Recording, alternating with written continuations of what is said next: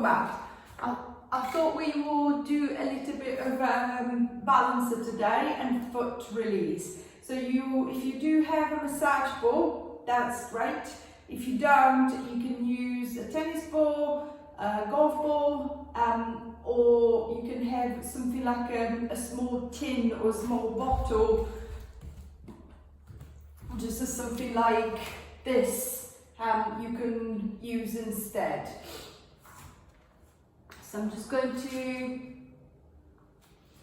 start off by testing the balance. So I'm going to step the feet a little bit closer than hips width apart, and then shifting the weight on one side, I'm going to roll up onto the ball of the foot, up onto the big toe. If I can, I'm going to lift the big toe straight away.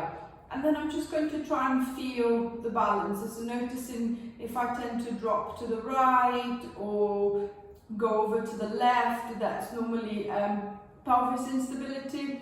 So if my hip tends to tip, so the glute med is not holding very well, it tends to pull me down in that direction. So see if I can try and level the hips, to see if I can try and bring the pelvis to its neutral alignment. If I hitch up too high, it will push me the opposite way. Notice the position of the head. If the head pokes forward too much, it will pull me forward or push me back. So see if I can imagine to be stacking everything neatly on top of the foot I'm standing on. So if I had a plumb line dropping from the nose to the foot, it should be dropping directly on top of that foot. 3, 2, 1, and releasing down. Relaxing the leg. I'm going to try the same on the other side. So I'm going to shift the weight onto that side, and then gradually peeling away the foot and lifting when I'm ready to do so, if I can do so. So same as before, just rocking the weight forward and back. I see if I can adjust the level of the hips, finding a better position, something that it doesn't require too much work to stay on. The arms should be relaxed. If the arms are moving, it means that something is not quite right within the alignment. 5, 4, 3, 2, 1, and release it down. Relaxing the standing leg. I'm going to stack the ball now on the one foot. It doesn't matter which one. And then applying a little downward pressure, I'm going to start rolling the ball from the heel of the foot towards the toes. So I'm going to press down, and then I'm going to roll the ball forward. Then I'm going to take it back, and then again I'm going to roll it forward. If you think of the foot, you've got 5 toes, so 5 long bones that go towards each one of your toes. See if you can try and change the angle ever so slightly each time to try and release along all of the plantar fascia. So it's not just at the same line, digging it over and over and over. See if I can try and change the angle, aiming towards the little toe a little bit more, mid, and then towards the big toe.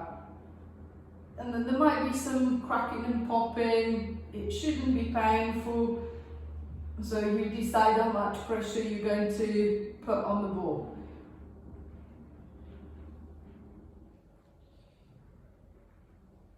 We're going to try 5 more.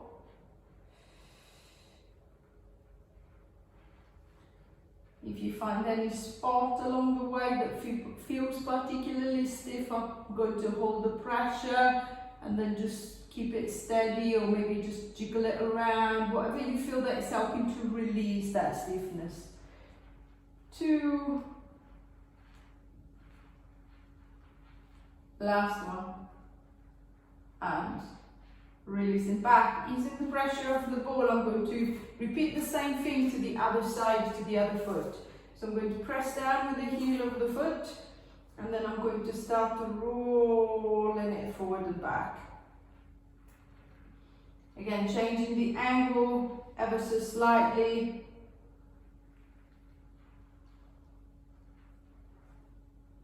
See if I can release along all of the sole of the foot. And then same as on the other side. If I find any point along the way that feels particularly stiff, tender, then I'm just going to spend it there a little bit longer, just a little circle maybe, a little forward and back or side to side, see if I can ease some of that tension, and then I'm going to start moving again. 5, 4, 3, 2, 1, and release it back. Easing the pressure off the ball. I'm just going to try and feel the feet a little bit more.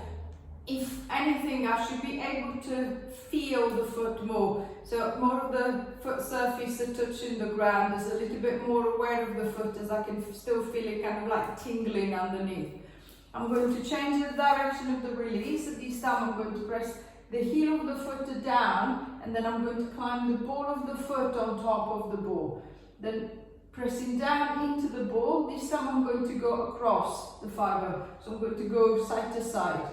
So I'm just going to roll it gently from side to side, and the ball will tend to travel. So I'm just going to adjust myself as many times as I need to make sure that I'm still in the right position, in the right place. It's as if I was trying to open up the foot sideways. It's as if you can think of spreading it as wide as possible. As we're keeping the shoes tend to squash the foot in, so creating that pressure. See if I can try and ease some of the pressure and open up the space. 5, 4, 3, 2, 1. And then release. Then same thing to the other side. Heel of the foot is down on the mat, ball of the foot is on top, and then I'm just going to gently roll it side to side. So noticing difference between one side and the other. One side might be feeling a lot stiffer, it might feel a lot more tender. If it does, I'm just going to ease off on the pressure, so I decide how much pressure I want to put on. But on a scale of 1 to 10, I should be roughly on a 6 of discomfort, not a 10 out of 10. 5, 4, 3, 2, 1, and easing back. Easing the pressure off the ball. I'm going to put the ball under the heel of the foot this time. And then pressing down into it, I'm just going to circle it around. Think of a big circle. People tend to exaggerate. Think of a tiny little circle. So I'm just going to try and release it right around the heel of the foot. 10, 9, 8, 7, 6, 5, 4, 3, 2, 1. Reverse the circle. 1, 2, 3, 4, 5, 6, 7, 8, 9, 10. And then ease in the pressure. Same thing with the other side. So I'm going to climb the heel of the foot on top, holding on to the side if I feel a bit unsteady, and then pressing downward into the ball. I'm just going to roll it around. 2, 3, 4, 5, 6, 7, 8, 9, 10. Reverse it. 1, 2, 3, 4, 5, 6, 7, 8, 9, 10. And releasing back. Using the pressure off the ball, pushing the ball to one side. I'm going to stand with the feet a little bit closer together, and then I'm going to retest my balance. So I'm just going to shift the weight onto one side. See if maybe you're a little bit more aware of the foot. I might still be a bit wobbly, but maybe I can feel my foot better. I can feel the big toe joint pressing into the ground a little bit more effectively. the little toe helping on the outside to create that kind of like tripod shape that is going to allow me to stand solid, to stand strong into the balance. 5, 4, 3, 2, 1, and releasing back. Relaxing the leg, shifting the weight onto the other side. I'm going to pick up the foot, and then again see if I can try and find that nice and steady triangular base. The knees soft, I'm not hyperextending, I'm not locking. I'm trying to keep the arms relaxed, so the shoulders, the neck relaxed, so the head is lifted, the chin parallel to the floor. Using something in front of you, something that is not moving to help you connect with the balance better.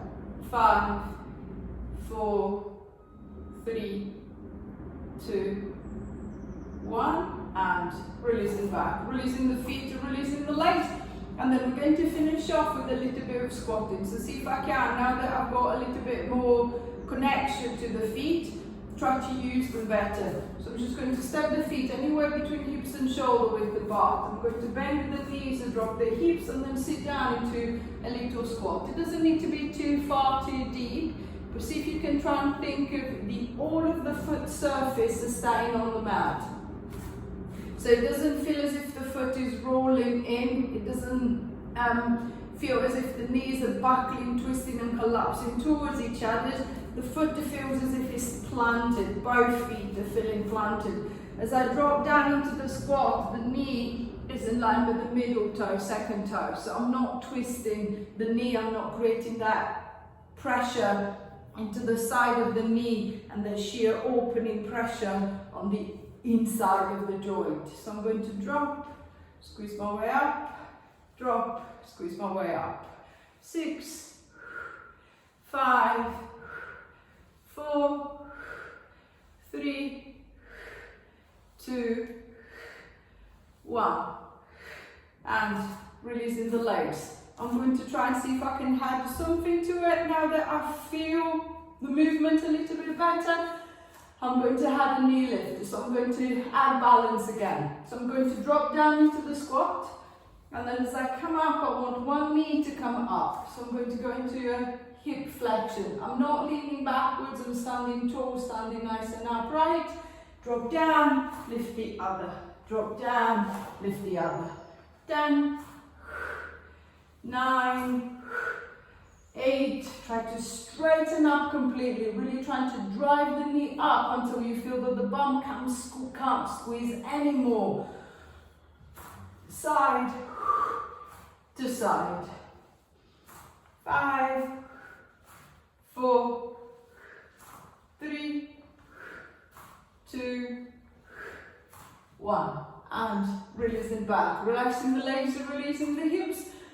And then changing the effort to slightly, I'm still going to challenge the balance, but with the leg in a slightly different position. I'm going to take it back into extension. So as I come up, I'll be squeezing the leg behind me.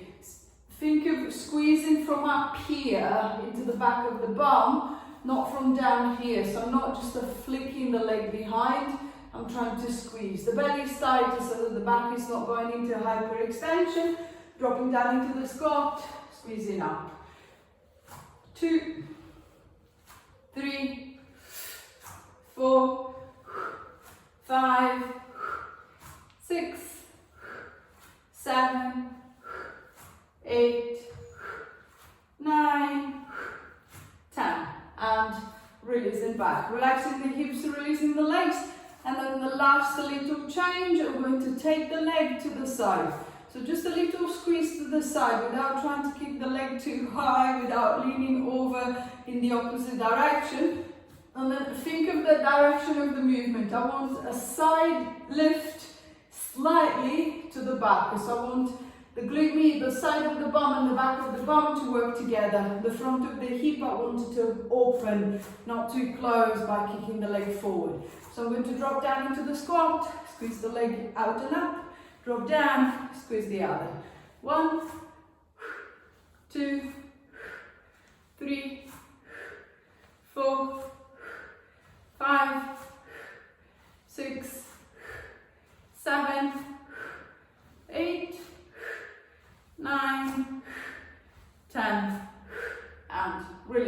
back, relaxing the hips, releasing the legs.